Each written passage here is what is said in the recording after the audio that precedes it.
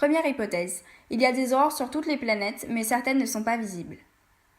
Nous pouvons percevoir les aurores polaires parce que l'interaction entre le vent solaire et l'atmosphère émet des photons appartenant au domaine du visible.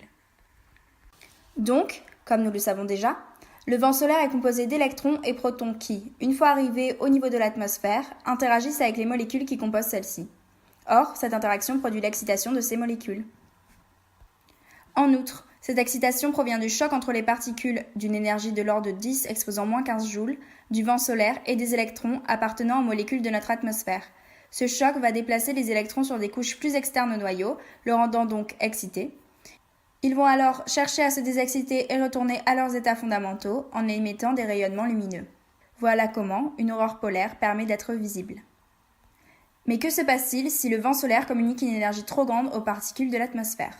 Nous pouvons suggérer que l'énergie est trop grande pour être absorbée par ces particules, ou bien qu'il y a effectivement absorption, mais que l'émission du photon n'appartient pas au domaine du visible.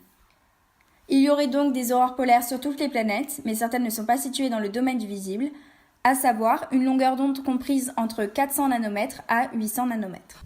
Deuxième hypothèse, il y a une ionisation trop importante des particules empêchant une désexcitation. La particule provenant du Soleil pourrait perdre de l'énergie lors d'une déviation par le champ magnétique d'une planète. Cela pourrait être expliqué par le rayonnement cyclotron.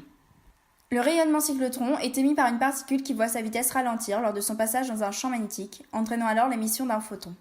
Ainsi, comme la particule perd de sa vitesse, son énergie diminue. En effet, pour tout instant t, si V lorsque t égale 0 est supérieur à V de t, et que la masse est constante, l'énergie cinétique lorsque t égale 0 est supérieure à l'énergie cinétique de t.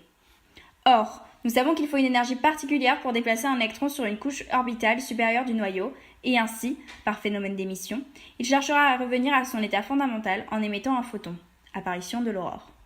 Mais comme l'énergie des particules provenant du Soleil ont une énergie diminuée due au champ magnétique des planètes, elles pourront de ce fait déplacer les électrons des molécules atmosphériques sur des orbites instables.